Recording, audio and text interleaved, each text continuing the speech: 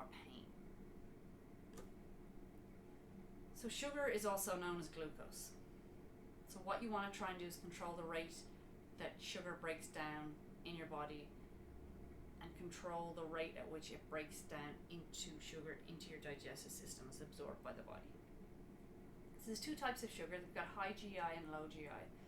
So high GI is high glycemic index sugar. So this would be, it's generally found outside the cell. So if you were to take an apple and juice that apple, that sugar will then be broken out of its cell, so it's easier to absorb. Or if you get a low GI sugar, it's usually within the cell. So if you eat that apple, it's usually in that cell, so you take the fiber with it. But if you were to just have apple juice, you're just going to get that sweet sugar, but you're not going to get the fiber, and the fiber is going to slow down the release of the sugar. So examples of high GI would be table sugar, white flour, white bread, white pasta, white rice, donuts, crackers, alcohol, milk, sugar, chocolate, sweets. And then we've got low GI, which is unprocessed, so it's inside the cell. This is going to be brown rice, oats, sweet potato, apples, berries. So these guys have low sugar levels, but they've also got fiber with them. So if you take a can of Coke, it's got 33 grams of sugar. You can drink it so easily, so quickly, and then that's unopposed sugar. There's no fiber with it to slow down the release. So the difference between high and low, so high GI foods, which is 70 and above, so glycemic index is rated at 100.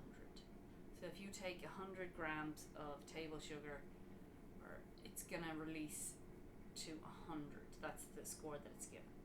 So high GI foods, there'll be a rapid raise in your blood sugar, and it'll be followed by a rapid fall. So that's going to be your energy going up and your energy going back down.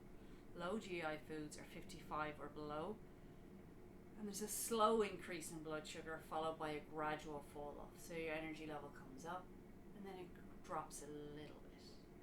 So there's no rapid spike. So what can cause a spike in blood sugar? So food, high GI foods.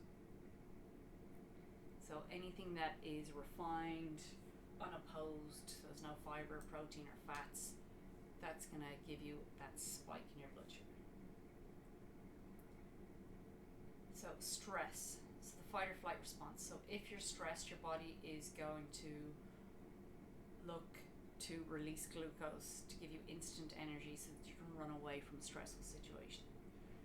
So it's going to come down to your adrenals, cortisol, glycogen, glucose, and it's going to increase your blood sugar, and then your body's going to release insulin to then pull that excess blood sugar out of your body, because your body releases sugar so that you can deal with the stressful situation. But if your stressful situation is you're at work and you're on a call and someone's really stressing you out, your body needs to be able to know that it can get away from this stressful situation. But your body doesn't know you're just on a phone call. You're not sitting there in front of a dangerous animal trying to track you down. So your body thinks you need to run away, so it's going to provide your body with that energy so that you can literally pick up and run away or fight. So stress will lead to sugar spikes as well, and coffee and stimulants. So by dealing with the food that you're eating, types of food you're eating, by dealing with the stress and then your coffee and stimulants, this is going to help to reduce your sugar spikes. So how can you balance your blood sugar? So eating every 2 to 3 hours, eating slow releasing carbohydrates, eating fat and protein with each meal, as this helps to slow the release of sugar. And with your breakfast, make sure it contains protein and fats. I tend to find that breakfast sets you up for the day. I'm not saying you have to eat breakfast. You can push it back a couple of hours, that's fine. But if the first thing you eat is sugary, the chances are the rest of the day you're going to kind of follow that pattern, because you've gotten that high and then it drops off, and then you want to get back up to that high because you want to have good energy levels. Try not to drink your calories. Easier said than done. Drinking calories is so easy, and it'll bring up your energy pretty quickly and then drop you back down, because they're usually sugary calories. Make sure you're eating between 25 and 40 grams of fiber a day, as this helps to slow down the release of sugar. Eat foods from the legume family, so beans, peas, lentils, chickpeas, as these can help to blunt the insulin response. of the meal you've just eaten and the meal after. So now we're going to talk about protein. So what does protein do for you? Now I'm not talking about growth repair, I'm just talking about how it's going to make you feel. So if you eat a diet that's low in protein or a diet that's high in protein, it's going to have different effects. So protein helps to reduce your appetite, reduce cravings for late night snacks, and reduce hunger levels. So protein is the macronutrient that takes the longest to get digested through your stomach. So it takes about 6 hours to get digested. Where carbohydrates start to get digested in the mouth, it can take maybe 2 hours to get digested, or they cross directly into the bloodstream and give you that high. So fat falls somewhere or slides in there in the middle between protein and carbohydrates. So you always want to try and make sure that you're eating protein with each meal, as this will help to keep you fuller for longer and slow down digestion. If the last thing you're eating at nighttime is a sugary snack, a glass of wine, chips, these can be high in sugar and bring up your blood sugar levels. And then when you try and fall asleep, you get to sleep, no problem, but then at about 3 a.m. you wake up because your blood sugar level has crashed and your body wants to wake you up to let you know your blood sugar levels should not be crashing. So eating protein last thing at night can skip out on this whole thing because it's going to take longer for the food in your digestive system to get digested, slowing the release of sugar. So try and make sure at nighttime the last thing you're eating is high in protein if you tend to wake between 2 and 4 a.m. or if a glass of wine is the last thing you're having at nighttime. Protein is the only macronutrient, so your macronutrients are carbohydrates, proteins, and fats. Protein is the only one that actually takes energy to break it down. This is called your thermogenic effect, or the thermogenic effect of food. So protein takes calories to digest it. And I'm not saying you're going to lose weight if you just eat protein because of this effect, but it aids in the amount of calories that you're burning. Protein helps to increase your muscle mass and strength. If you're not eating enough protein, there won't be enough building blocks for your muscles to recover and to maintain mass. As we age, from late 30s on, our body finds it harder to hold on to muscle. I'm not saying you need to start going to the gym and turn into a muscle-bound freak, but that's why people, as they age, get weaker and weaker, is because they're not supplying their body with enough protein to keep their muscles strong as such. So that is why we should do some sort of weight training, resistance training, and aim to eat a certain amount of protein.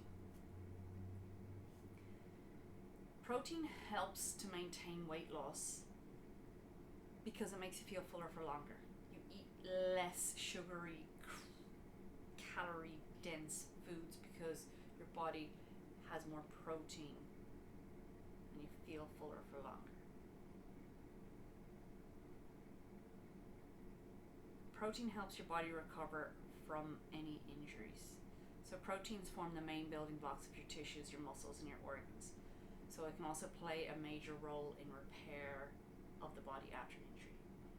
It helps you stay fit as you age. As I said earlier, in your 30s and 40s, your body starts to break down muscle. It's harder for your body to maintain lean muscle mass. So making sure you've got optimal protein amounts in your diet can help. So what is a protein goal? A protein goal is the amount of protein that you as an individual should be consuming in a day.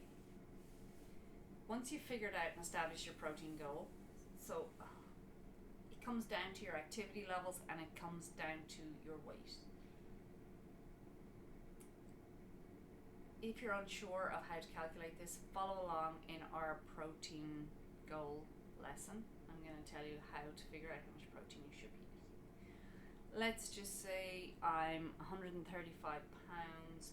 I should be eating about 100 grams of protein a day. Now you don't want to just start off by sitting down and saying, I'm going to eat 7 chicken breasts to get 100 grams of protein. I want you to look at the diet that you're currently eating. What's your usual breakfast? What's your usual snack? Your lunch, your snack, your dinner, your snack, whatever it is. Have a look, assess what your actual protein intake is at this moment, and try and up it to where your protein goal needs to be. you already have a diet right now. I don't need to put you on a diet. I need to make your diet a little bit better, or maybe a little more protein, less sugar. So stick with the diet that you currently have, and we'll work to improve it from there. So let's just say this is an example. I wake up in the morning, have a protein smoothie, it's 25 grams of protein. I have 3 eggs later on in the day for a snack, 15 grams of protein. I've got a chicken breast at lunchtime, 30 grams of protein. I eat a snack of 10 almonds, some yogurt, I get 6 grams of protein. Dinner, I have a salmon fillet, I have some broccoli, which might be 34 grams of protein. I'm going to get about 100 grams, 105 grams, 104 grams for what I'm eating there throughout the day. So just to give you something to focus on. So if you focus on protein, you're going to feel fuller for longer, your energy levels are going to be more balanced, you're going to recover better,